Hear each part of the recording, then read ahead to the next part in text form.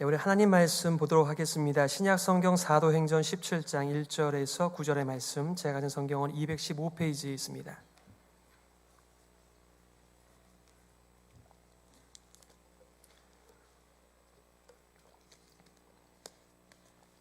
사도행전 17장 1절에서 9절의 말씀을 봉독해 드리겠습니다.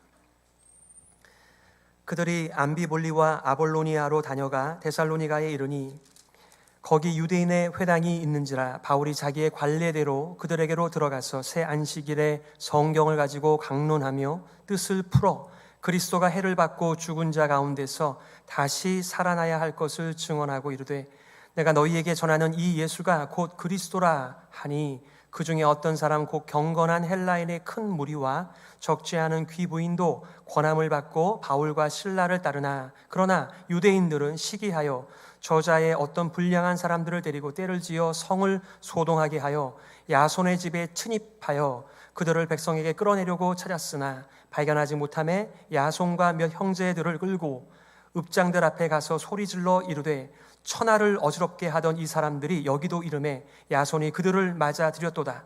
이 사람들이 다 가이사의 명을 거역하여 말하되 다른 임금 곧 예수라 하는 이가 있다 하더이다 하니 무리와 읍장들이 이 말을 듣고 소동하여 야손과 그 나머지 사람들에게 보석금을 받고 놓아주니라. 아멘. 다른 임금 예수라 하는 이라고 하는 제목 가지고 말씀 증거하겠습니다. 눈치를 채셨겠습니다만 제가 7절 말씀에 있는 부정적인 의미의 다른 임금 예수라 하는 이의 말씀을 제가 제목으로 잡았습니다. 저는 부정적인 의도가 아닌 우리 크리스찬의 입장에서 매우 긍정적인 면으로 다른 임금 예수라 하는 이 제목을 사용하고자 합니다. 여러분들께서 오늘 지도는 없습니다만 대충 좀 이렇게 그려보시면 좋겠네요.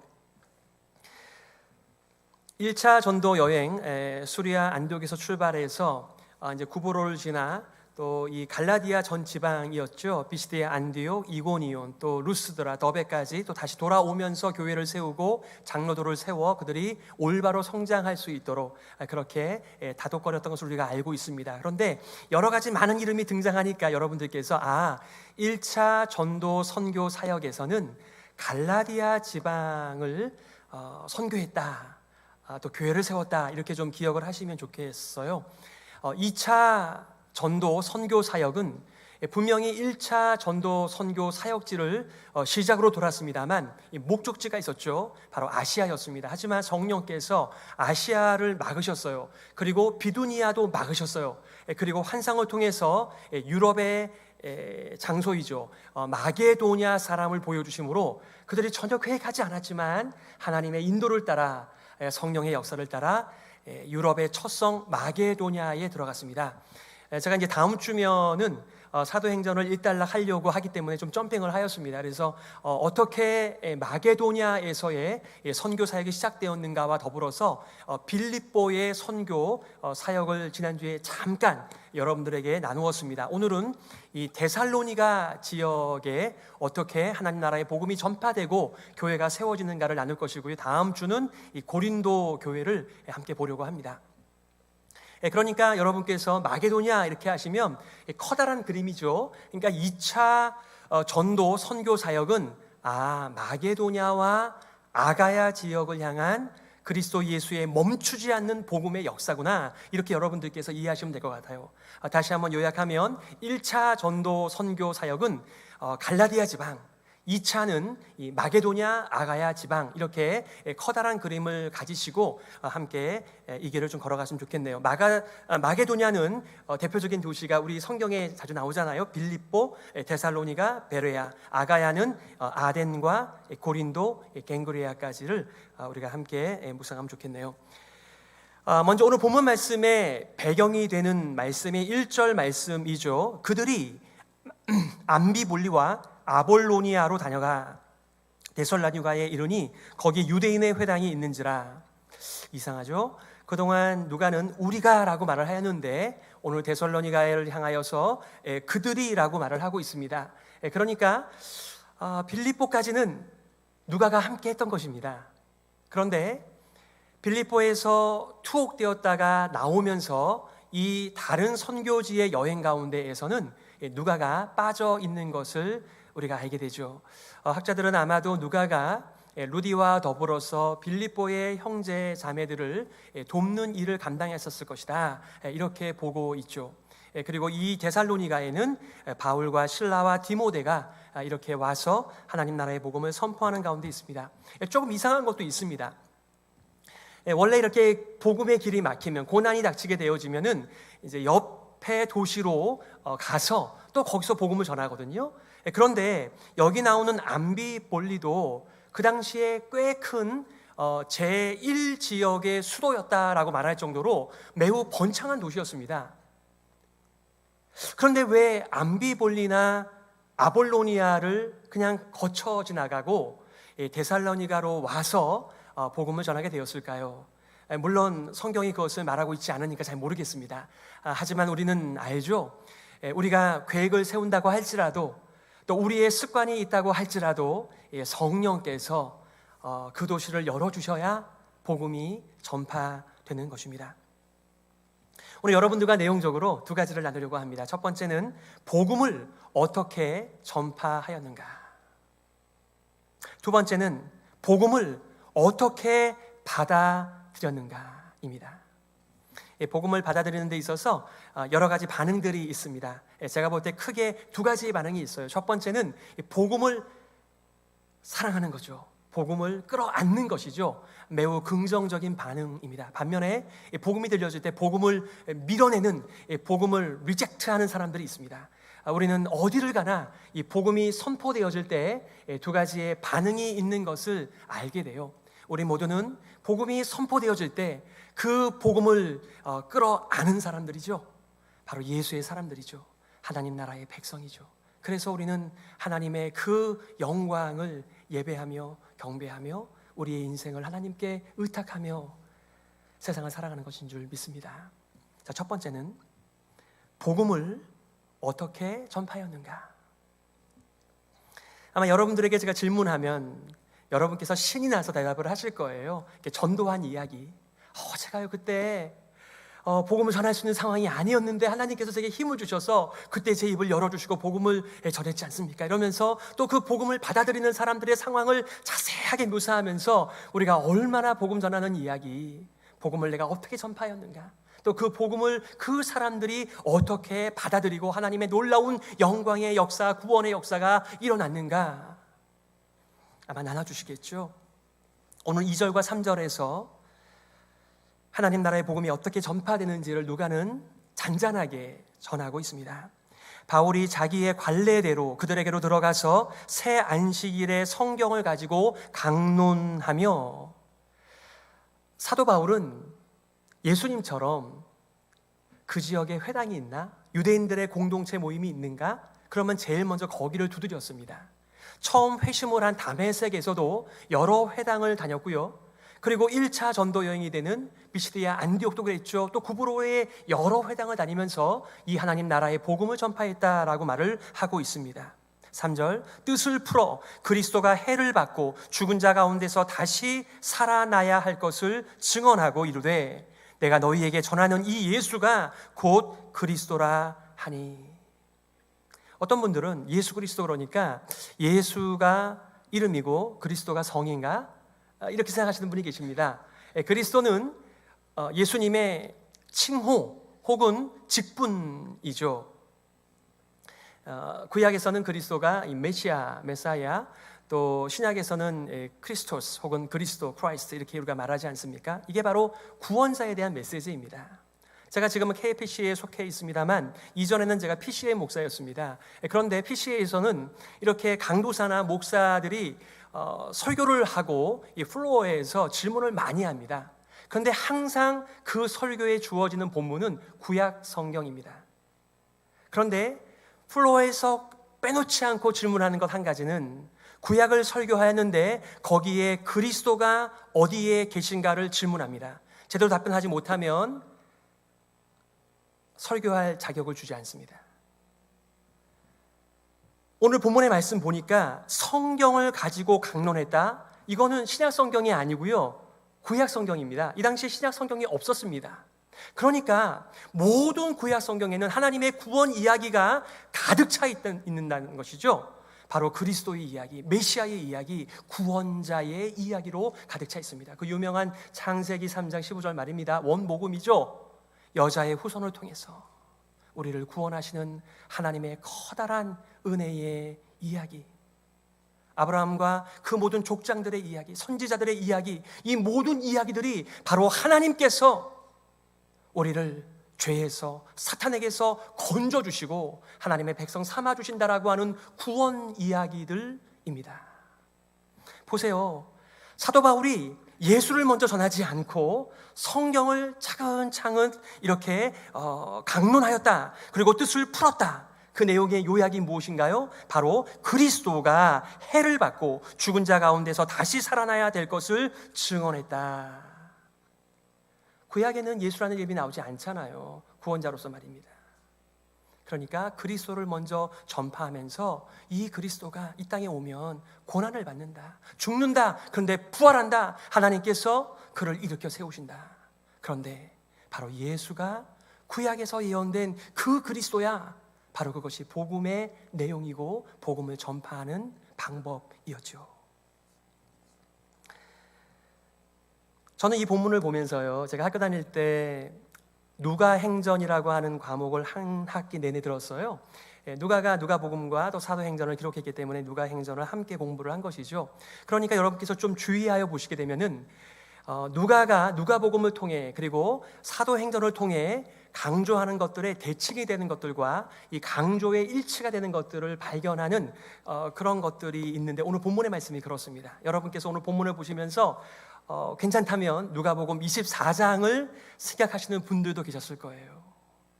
예수님께서 고난을 받고 죽으셨다라고 하는 소식 앞에 엠마오로 한 두 제자가 떠나고 있었습니다. 터벅터벅 슬픈 기색을 하고. 그런데요, 예수님께서 나타나셔서 부활하셔서 그 제자들에게 자신을 계시하십니다. 그런데 자 봐라, 내 손을 봐, 내 옆구리를 봐, 여기 창자국이 있잖아, 못자국이 있잖아, 이렇게 말씀하시지 않으시고요, 어떻게 하셨습니까? 미련하고 선지자들이 말한 것을 마음에 더디 믿는 자들이요, 그리스도가 이런 고난을 받고 자기의 영광에 들어가야 할 것이 아니냐, 이에 모세와 모든 선지자의 글을 시작하여 모든 성경에 쓴 바 자기에 관한 것을 자세히 설명하시니라. 아멘. 예수님께서 하신 일은 내가 부활했어 외친 것이 아니시고요, 하나님의 말씀, 모세와 선지자의 글을 자세하게 풀어서 하나님의 이 은혜의 그리스도, 메시아, 구원자에 대한 얘기를 풀어주었다.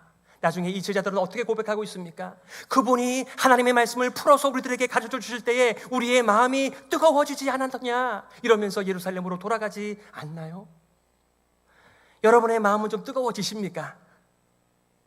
하나님의 말씀을 들을 때, 하나님의 말씀을 읽을 때, 하나님의 말씀을 공부할 때, 하나님의 말씀을 입에 붙여 마음에 새기는 암송을 할 때, 묵상할 때 여러분의 마음이 뜨거워지시나요? 사람마다 나름대로의 복음을 가지고 살아갑니다. 아픈 사람들은 신기한 약이 나왔다, 좋은 의사를 만난다, 그러면 그게 복음입니다. 구원자입니다. 돈이 없는 사람은 돈벼락의 복음입니다. 그런데 말이죠, 하나님 앞에 진노 아래 놓여진 자신의 진짜 모습을 보게 되면 예수님을 만나는 것입니다.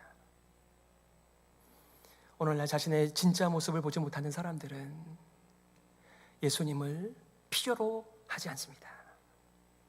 예수님 없어도 나를 위로해주고 나를 사랑해주고 나를 돌보아주는 것이 이렇게 많이 널려져 있는데 예수가 누구란 말인가? 자신의 진짜 모습을 보지 못하는 것이죠. 에베소서 2장 1절에서 뭐라고 말합니까? 우리는 허물과 죄로 죽은 자라고 했습니다. 죽을 뻔한 자가 아니고요, 우리는 다 저주 아래 놓여져 있는 진노의 자식들이었습니다. 그런데 우리를 찾아오셔서 문을 두드리시고 이 영광의 복음을 전파해 주신 것이죠. 복음이 그렇게 쉽게 전파되어진 것은 아니었습니다. 좀 먼 훗날 데살로니가전서 2장 2절에서 바울은 그때 당시에 복음을 전하는 일이 얼마나 어려운 일이었는지를 이렇게 밝히고 있습니다. 너희가 아는 바와 같이 우리가 먼저 빌립보에서 고난과 능욕을 당하였으나 우리 하나님을 힘입어 많은 싸움 중에 하나님의 복음을 너희에게 전하였노라. 이미 데살로니가에 오기 전 빌립보에서 매우 수치스럽고 고통스러운 시간을 보내었습니다. 귀신 들린 한 여종을 고쳐주었는데 그 여종의 주인들이 돈벌이가 끊겼다고 이들을 재판장에 세우고 고소하였습니다. 옷이 벗겨지고 채찍에 맞고 그리고 감옥에 갇혔습니다. 착고를 차고. 우리가 고난과 능욕을 당하였지만은 하나님을 힘입어서 너희들에게 복음을 전할 수 있었어 라고 데살로니가 성도들을 향하여 말하고 있는 것이죠.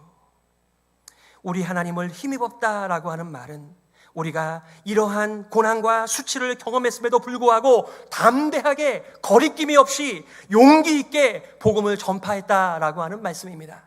우리가 올해 이 표의 주제 선고와 같이 내가 복음을 부끄러워하지 아니하노니, 이 말은 내가 복음을 자랑스럽게 여기노니 나의 인생의 가치가 여기에 있다라고 하는 말을 이렇게 표현하는 것이죠. 이 사람들하고 대화를 하다 보면은 그 사람이 하는 얘기를 듣고 보면, 그 사람이 가치 있게 여기는 것을 듣고 보면 그 사람의 마음에 무엇이 있는지를 우리가 조금은 짐작할 수 있잖아요. 여러분의 인생 속에서는 예수 그리스도가 있습니까? 하나님 나라의 영광스러운 복음이 여러분에게 정말 가치 있게 다가오고 있습니까? 여러분의 자랑은 하나님 나라의 복음입니까? 예수 그리스도이십니까? 두 번째는 이 어렵게 전파되어진 복음을 어떻게 사람들은 받아들였는가? 이 복음을 어떻게 받아들였는가? 어떤 사람이 이 복음이 전파되어질 때 그것을 끌어안는 사람이 있는가 하면 어떤 사람들은 그것을 지독히도 밀어내는 사람이 있더라. 풍성한 삶의 시리즈를 공부하신 분들께서는 아시겠습니다만 복음에 대한 5가지의 반응이 있다고 하죠. 영어로서 R을 이렇게 얘기하지 않습니까? 어떤 사람은 복음을 이렇게 들을 때에 그거를 receive 하는 거죠. 받는 것이죠. 또 그 복음이 들려줄 때 rejoice, 너무너무 기쁜 것입니다. 그리고 잠시 자기가 이렇게 침체되었다고 할지라도 복음을 들었을 때 recommit, 다시 재헌신하는 것들을 경험하게 됩니다. 반면에 어떤 사람들은 이 복음이 들려질 때 reject 하는 것이죠. 나랑 상관없어. 나는 필요 없어. 나는 지금도 멀쩡해. 어떤 분은 리서치하는 분도 있다고 그래요. 영접한 것도 아니고 거절하는 것도 아닌 이 어중간한 시기를 보내는 분들을 잘 도와야 된다라고 말씀하고 있는데요. 자, 먼저는 복음에 대한 긍정적인 반응을 우리가 먼저 보죠. 4절입니다. 그 중에 어떤 사람 곧 경건한 헬라인의 큰 무리와 적지 않은 귀부인도 권함을 받고 바울과 실라를 따르나. 회당에 소속한 많은 경건한 이방인들이 있었다는 것입니다. 많은이라고 일부러 주목하고 있습니다. 그리고 적지 않은 귀부인들이 있었다. 옛날에는요, 상류층과 하류층만 있었지 이 중산층이 없었습니다. 요즘의 개념의 중산층이 있는 것인데요. 그러니까 여기 얼마 되지 않은 상류층, 대부분의 사람들이 다 하류층의 인생을 살던 그런 시절이었죠. 그런데 거기에 이 상류층에 속한 어떤 사람들이 상류층인지는 모르겠습니다만 남편을 또 잘 만난 것이죠. 그런 사람들에게도 이 복음이 들려질 때 마음이 열리고 그 복음을 확 끌어안는 그러한 역사가 있었다. 우리들은 사람들을 이렇게 볼 때 그 사람이 가문이 어떻지? 어느 지방 사람이지? 공부를 어떻게 했지? 직업은 뭐지? 또 비즈니스는 어떤 거야? 여러 가지 사람들을 구별하는 나름대로의 기준들이 있습니다만 성경은 항상, 복음은 항상 2개의 길로 세웁니다. 복음에 대하여 올바로 반응하는가? 복음을 끌어안는가? 복음이 그 인생에 역사하고 있는가? 아니면 복음과 상관이 없는가? 복음을 거절하는가? 이 2길 외에는 복음은 다른 길이 없어요.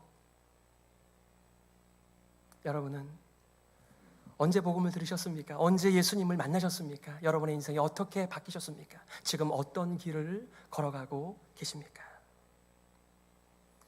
아마도 이렇게 상당히 많은 경건한 헬라인들이 예수를 믿게 되고 상당한 지위에 있는 귀부인들이 예수님을 믿게 되자 그 회당에 커다란 타격이 있었겠죠.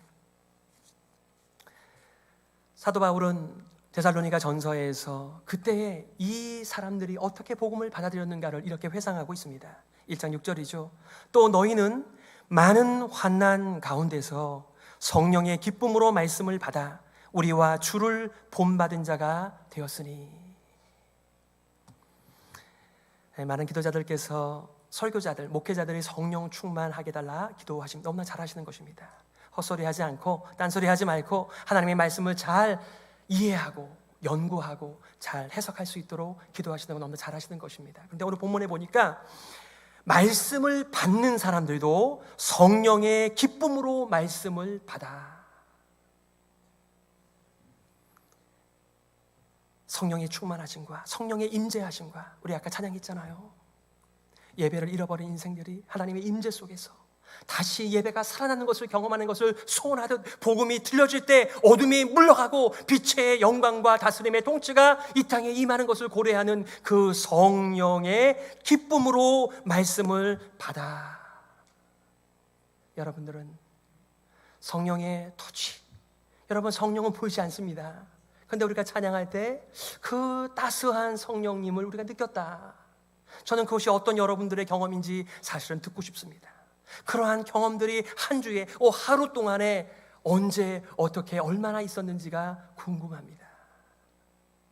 그렇지 않으면 이 세상의 바람 속에서 우리의 마음은 딱딱하게 굳어져 가고, 내가 왜 예배를 드려야 되는데, 내가 왜 내 인생의 가치를 보이는 것과 드리는 것이 아닌 믿음 가운데 올려야 하는 것인데 질문을 하게 되죠.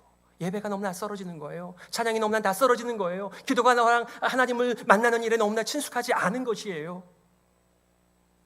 여러분 아세요? 말씀을 전하는 자도 말씀을 받는 자도 성령의 기쁨으로 말씀을 받아 열매를 맺는 것입니다. 존 스타트 목사님 이렇게 말씀하시죠. 데살로니가의 복음에 대해서도 많은 장애물이 있었고, 복음을 전파하는 자에게도 수많은 어려움이 있었고, 복음을 받아들이는 자들에게도 커다란 반대가 있었다. 그럼에도 불구하고 그 반대가, 그 어려움들이 이 복음을 가로막지 못하고 계속해서 복음이 전진 또 전진 역사하였다라고 하는 말을 이 누가가 이렇게 증거하고 있는 것이죠. 예수님께서는 오래전에 이렇게 말씀하셨어요. 하나님 나라의 천국 복음이 들려줄 때 사람들이 제각기 반응을 한다. 어떤 사람들은 복음을 던져버려 길가와 같은 마음밭을 가진 사람들이 있지. 그러면 그 복음이 사탄이 채가지, 복음이 안 남아있지. 어떤 사람은 복음을 기쁨으로 받지만은 고난 앞에서 견디지 못하고 복음을 던져버려. 어떤 사람은 너무나 세상 걱정, 염려가 많아서 복음이 거기에 머물러 있을 시간이 없어. 다 어떤 사람들입니까? 열매를 맺지 못하는 사람들이죠. 그런데 그 유명한 누가복음 8장 15절 말씀 말입니다. 착하고 좋은 마음으로 하나님 나라의 복음을 받아들인 사람은 30배, 60배, 100배의 결실을 하는 자들이다. 여기 지금 표현은 다르지만 성령의 기쁨으로 말씀을 받아 우리와 주를 본받은 자가 되었다라고 하는 말이 열매로 말을 하고 있는 것입니다. 모든 크리스천의 목표, 삶의 목적은요, 우리가 다 하나님을 믿는 일과 아는 일에 하나가 되어 온전하게 되어 그리스도의 장성한 분량에 충만한 데까지 이르는 예수님을 본받는 삶이 우리 그리스도인의 삶의 목적입니다. 여기 보니까 예수님을, 복음을 기쁨으로 받고 그 크리스천의 세상의 제자 아닌 예수님의 제자의 삶을 살고 있는 삶의 묘사가 되어 있지 않습니까? 반면에 복음에 대한 부정적인 반응을 보인 사람들에 대하여 5절과 6절에 이렇게 말을 하고 있어요. 그러나 유대인들은 시기하여 저자의 어떤 불량한 사람들을 데리고 떼를 지어 성을 소동하게 하여 야손의 집에 침입하여 그들을 백성에게 끌어내려고 찾았으나 발견하지 못하며 야손과 몇 형제들을 끌고 읍장들 앞에 가서 소리질러 이르되 천하를 어지럽게 하던 이 사람들이 여기도 이르매. 바울과 실라 복음을 전파하는 자들을 잡아 없애려고 찾았던 것입니다. 여기 특별하게 침입을 했다 이렇게 표현하고 있습니다. 물불을 가리지 않는, 복음을 막아서고 있는, 복음을 리젝트하고 있는 모습들을 우리가 만나고 있는 것이죠. 천하를 어지럽게 하던 이 사람들은 사실상 빌립보에서에도 들었던 표현이었습니다. 그 점치는 여종이 귀신에서 자유하게 되자 이렇게 바울과 실라를 고소하지 않습니까? 그때 이렇게 말을 하죠. 상관들 앞에 데리고 가서 말하되 이 사람들이 유대인인데 우리 성을 심히 요란하게 하여. 여러분, 어둠의 삶도 다 체계가 있어요. 질서가 있어요. 그래서 이 빛이 들어가면 혼란스럽게 되는 것입니다. 사람들은 비록 어둠의 삶이지만 거기서도 안정을 누리며 살아갑니다. 이것도 살만해, 이렇게 살아가는 것이죠. 그래서 그들은 뭐라고 말합니까? 하나님의 빛이 임하였는데, 하나님의 영광이 임하였는데, 하나님의 생명의 복음이 들어왔는데 그것이 우리를 소동하게 한다라고, 우리를 어지럽게 한다라고 물리치고 있는 한 종류의 사람을 만나고 있는 것이죠. 더 나아가 7절 말씀에 이렇게 말합니다. 야손이 그들을 맞아들였도다. 불평하는 거예요. 그 천하를 어렵게 하는 사람들을 이 야손이라고 하는 자가 영접했다, 함께 동조했다. 그러면서 지금 찾을 사람들을 못 찾으니까 예수 믿은 사람 이 야손과 그 몇몇 친구들을 불러다가 이렇게 호통을 치고 있는 것입니다. 이 사람들이 다 가이사의 명을 거역하여 말하되 다른 임금 곧 예수라 하는 이가 있다 하더이다 하니. 그들에게는 세상이 왕이었습니다. 가이사가 왕이었습니다. 사탄이 그들의 왕이었습니다. 먹을 거 주거든요. 입을 거 주거든요. 이 세상에서 안정된 삶을 주거든요. 다 거기에 줄 서 있는 것입니다. 그들은 스스로 다른 임금 예수라는 표현을 씀으로써 그들은 예수와 상관이 없다라고 하는 것을 스스로 증거하고 있는 것이죠. 예수님께서도 바울과 같이 이런 고소를 당하셨죠. 누가 고소했습니까? 성전을 꿰차고 있다라고 하는, 율법을 꿰차고 있다라고 하는 바리새인과 서기관들이 예수님, 하나님의 아들 구원자 메시아를 고소하였습니다. 누가복음 23장 2절에 고발하여 이르되 우리가 이 사람을 보매 우리 백성을 미혹하고 가이사에게 세금 바치는 것을 금하며 자칭 왕 그리스도라 하더이다. 좀 이렇게 오버랩이 되시나요?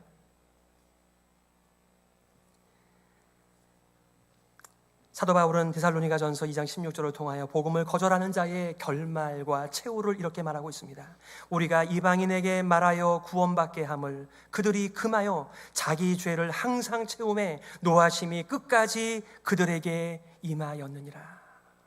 하나님께서는 죄에 대하여 진노하십니다. 그런데 예수님을 만나 예수님을 보내주셔서 우리의 죄를 없애시고 우리가 하나님의 아들로서 새로운 인생을, 죄를 벗으며 살아가도록 인도하셨는데, 여기 이 사람들은 복음을 거절하니까, 예수님을 거절하니까 복음을 자신의 인생 가운데 채우며 살아가고 있다, 이렇게 말을 하고 있습니다. 여러분들은 죄를 벗어버리며 사는 사람들이죠. 만일 우리가 우리의 죄를 자백하면 저는 미쁘시고 의로우사 우리 죄를 사하시며 모든 불의에서 우리를 깨끗게 하실 것이요, 우리는 이 말씀을 붙들고 하나님께 나아가 예수님의 이름을 가지고 은혜의 보좌 앞에서 우리의 죄를 벗어버리며 인생을 살아가고 있는데, 이 사람들은 복음을 거절하고 예수를 거절하고 죄를 자신의 몸에 쌓으며 하나님의 진노 가운데 있다라고 사도 바울은 평하고 있는 것입니다. 말씀을 정리하겠습니다. 복음이 그냥 전파되는 게 아니에요. 많은 어려움이 있었다. 복음 자체를 가로막는 것일 뿐만 아니라 복음을 전하는 자들에게나 복음을 받아들이는 자들에게 많은 어려움이 있었다. 그럼에도 불구하고 성령을 통하여 복음을 받아들이고 예수님을 받아들인 사람들에게는 죄를 벗어버리는 새로운 인생과 하나님의 아름다운 통치가 임한다는 것을 말씀하였습니다. 이들은 고난을 이겨내고 새로운 도시에서 복음을 전파하였습니다. 복음은 그리스도의 고난과 부활을 성취하신 바로 예수 그리스도, 그분이 복음이십니다. 복음 앞에 두 가지 상반된 반응이 있습니다. receive 아니면 reject입니다. 복음을 받아들이면 예수님을 통하여 하나님의 통치 가운데 들어가며 그의 아름다운 선하신 사랑과 긍휼과 은혜의 통치 가운데 살아가지만은, 그리고 하나님께서 말씀하시는 진정한 정의를 추구하는 존재로 살아갈 수 있습니다만은, 우리는 정의가 무엇인지도 분별하지 못하는 연약한 인생과 눈을 가지고 인생을 살아가지 않나요? 복음을 거절하고 예수를 거절하면 하나님의 진노를 사고 자신의 인생 가운데 죄를 채우며 세상의 왕을 섬기는 죄의 종으로 살아간다라고 하는 메시지입니다. 여러분, 성도가 누구입니까? 누가 크리스천입니까? 크리스천은 세상의 왕을 섬기는 자들의 비난처럼 다른 임금, 바로 예수 그리스도를 자신의 왕으로, 주님으로, 구세주로 섬기는 특별한 사람들입니다. 이 세상의 모든 인생들은 이 세상을 신으로 삼아 살아가고, 그리고 자기가 인생의 주인과 신이 되어 탐욕 가운데 살아갑니다. 그런데 예수의 사람들은 예수를 왕이라고 부르며 그분을 경배하며 그분의 뒤를 따라가며 하나님의 아름다운 통치 가운데 인생을 살아가는 것이죠. 맞습니다. 우리는 이 세상의 신을 섬기는 사람들이 아닙니다. 다른 왕, 다른 임금, 바로 예수 그리스도의 사람인 줄 믿습니다. 베드로가 제자들을 대표하여 주는 그리스도시요 살아계신 하나님의 아들이십니다. 예수님께서 오병이어의 기적을 통하여서 자신이 하늘에서 온 생명의 떡임을 전파하자 많은 사람들이 시험에 들려 이게 무슨 소리야 하면서 다 떠나갔습니다. 예수님께서 제자들을 향하여 뭐라고 말씀하세요? 너희도 가려느냐? 그때 제자들을 대표하여 베드로가 이렇게 말하죠. 주여, 생명의 말씀, 영생의 말씀이 주께 있사오니 우리가 누구에게로 가오리까? 여러분, 목사는 여러분의 심령을 뜨겁게 하는 자가 아닙니다. 성령 하나님께서 말씀 가운데 역사하실 때 심령이 뜨거워지고 예배자의 삶을 살아가는 것입니다. 하나님께서 은혜 주셔서 하나님의 말씀을 가치 있게 여길 때 성령님의 도움을 요청하면서 주여 내 눈을 열어서 주의 놀라운 말씀을 보게 하여 주시고 이 복음이 내 속에서 역사하게 하여 주옵소서. 성령의 충만하신 가운데 하나님의 말씀의 역사하심을 마음껏 누리시고 전파하시는 우리 모두가 되기를 예수님의 이름으로 축복합니다. 아멘. 우리 말씀을 기억하면서요 이렇게 함께 기도했으면 좋겠습니다. 먼저 이렇게 질문해 보세요. 나의 왕이 누구인가? 내가 누구의 통치를 받고 살아가고 있는가? 성도는 이 세상과는 다른 임금, 바로 예수 그리스도를 섬기는 자들입니다. 복음, 예수가 우리의 왕되심을 선포하고 경배하는 그런 교회가 되게 하여 주시옵소서. 우리 말씀 기억하면서요 기도하며 나가도록 하겠습니다.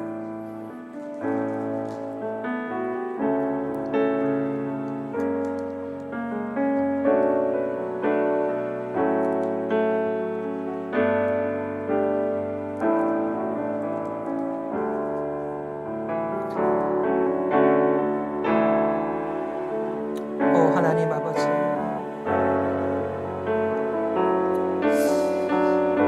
누가 우리를 다스리고 있습니까? 우리의 왕, 우리의 구세주, 우리의 주님 예수 그리스도, 이 위대한 이름을 우리가 마음껏 찬양하며 노래하며 경배하며 하나님의 뜨거운 말씀들이 우리 가운데 전파되어질 때마다 말씀을 끌어안고 열매 맺게 하여 주시옵소서. 하나님 아버지 감사합니다. 영광을 받아 주시옵소서. 하나님 참 감사합니다. 이렇게 귀한 주의를 허락하여 주시고 믿음의 형제 자매들과 더불어서 주님의 이 높은 이름을 마음껏 찬양하고 경배하게 하여 주시니 감사합니다. 이 위대한 이름을 모른 채 절망과 두려움 가운데 죄 가운데 살아가는 인생들을 향하여 그리스도의 마음으로 긍휼히 여기는 우리 헤브론 교회가 되게 하시고, 우리가 어디에 있든지 어떤 형편에 있든지 입을 벌려 예수께서 그리스도요 왕되심을 선포하는 예배자로 살아갈 수 있도록 인도하여 주옵소서. 예수 그리스도의 이름으로 기도드리옵나이다. 아멘. 우리